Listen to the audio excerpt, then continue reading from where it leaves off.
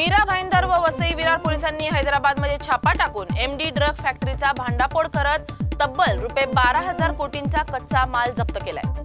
केडीएमसीतील 27 गावांना महापालिकेतून वगळण्याच्या मागणीवरील याचिकेवर 7 ऑक्टोबरला सुप्रीम कोर्टात सुनावणी होणार असून निवडणुका लांबणीवर जाण्याची शक्यता आहे। मुंबईचा राजा गणेश गल्लीतील बाप्पा विसर्जनासाठी मार्गस्थ, मिरवणुकीला सुरुवात होताच भाविकांचा महासागर उसळला।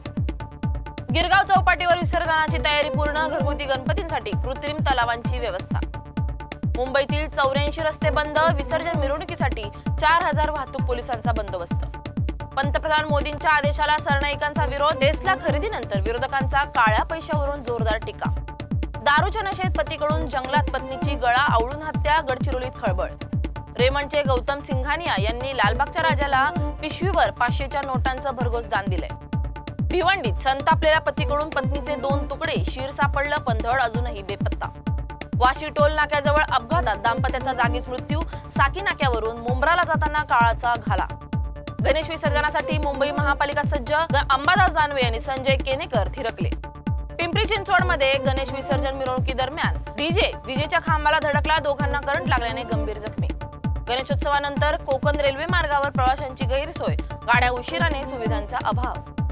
शासन निर्णयामुळे ओबीसींचे नुकसान, सरसकट कुणबी दाखले न थांबवल्यास न्यायालयात जाणार, भुजबळांचं आवाहन। कोयना पाणलोट क्षेत्रात वार्षिक सरासरीपेक्षा जास्तीचा पाऊस, खरीप हंगामाला पावसाचा फटका। जिल्हा परिषदेच्या आरोग्य कर्मचाऱ्यांचा गणेशोत्सव पगार विना, गणेशोत्सव संपला तरी कर्मचाऱ्यांना पगार नाही। राज्यातील आरोग्य सेवेवर गंभीर परिणाम, कंत्राटी कर्मचाऱ्यांचा संप 19 दिवसांपासून सुरूच। देशात पूर संकट, देशातील 22 नद्यांची स्थिती गंभीर, केंद्रीय जल आयोगाचा इशारा। 12,000 कोटींची ड्रग्ज फॅक्टरी उद्ध्वस्त, 12 जणांना बेड्या, मीरा भाईंदर पोलिसांकडून पर्दाफाश। पंजाबमध्ये पावसाचा विनाशकारी प्रलय, राज्यातील सर्व जिल्हे महापुराच्या विळख्यात, लाखो हेक्टर शेती उद्ध्वस्त।